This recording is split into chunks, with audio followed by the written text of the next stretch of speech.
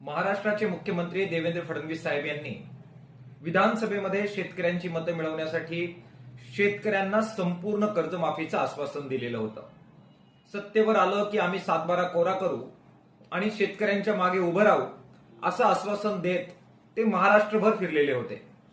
त्यांच्या जोडीला सध्या दोन जे उपमुख्यमंत्री आहेत, अजितदादा पवार साहेब आणि एकनाथ शिंदे साहेब यांचे पक्ष सुद्धा या निवडणुकीच्या प्रचारात त्यांच्याबरोबर सामील होते, फिरत होते आणि शेतकऱ्यांची कर्जमाफी ते करतील अशा प्रकारचं वातावरण सबंध महाराष्ट्रामध्ये त्या निमित्तानं तयार करत होते।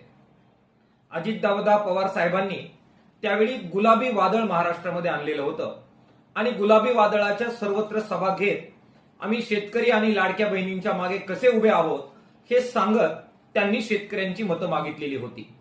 एकनाथ शिंदे साहेब त्यावेळी ते मुख्यमंत्री होते आणि आपल्याच नेतृत्वाखाली या निवडणुका होत असल्यामुळे आणि आपण शब्दाला पक्के असल्यामुळे शेतकऱ्यांच्या कर्जमाफीबद्दल जनतेने आणि शेतकऱ्यानं बिलकुल निश्चिंत राहावं अशा प्रकारचा सबंधपणाने महाराष्ट्रात प्रचार करत शेतकऱ्यांची मतं ते मागत होते।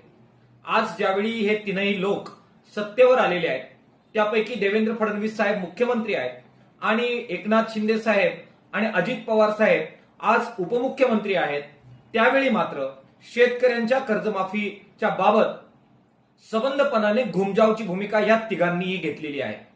काय म्हणाले अजित पवार साहेब? ते म्हणाले की आता राज्याची परिस्थिती शेतकऱ्यांचं कर्ज माफ करण्याची नाही आणि म्हणून त्यांच्या नेहमीच्या स्टाईलमध्ये एक प्रकारे धमकावण्याच्या सुरामध्ये ते म्हणाले की या वर्षी आणि पुढच्या वर्षी कर्जमाफी होणार नाही, त्यामुळे शेतकऱ्यांनी गुमान जाऊन आपलं कर्ज मार्च एंडच्या पार्श्वभूमीवर भरून टाकावं। हे ते कधी बोलतायत?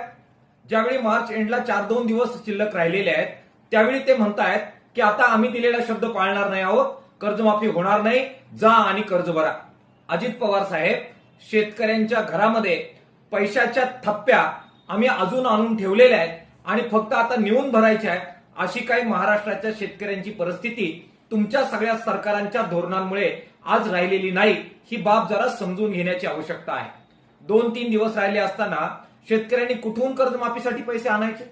ज्याच्यातून पैसे येणार होते, ज्यातून आम्हाला 2 रुपये मिळणार होते, त्या सोयाबीनचं तुमच्या सरकारने आणि तुमच्या संबंध धोरणाने वाटोळं केलेलं आहे। 4,892 रुपये सोयाबीनला भाव तुम्ही जाहीर केलेला होता। तुमचे पंतप्रधान महाराष्ट्रामध्ये येऊन वारंवार सांगत होते की 4,992 रुपये कसले, आम्ही 6,000 रुपये देऊ। आम्ही रांगाच्या रांगा सरकारी खरेदी केंद्राच्या समोर लावल्या, परंतु निम्म्या सुद्धा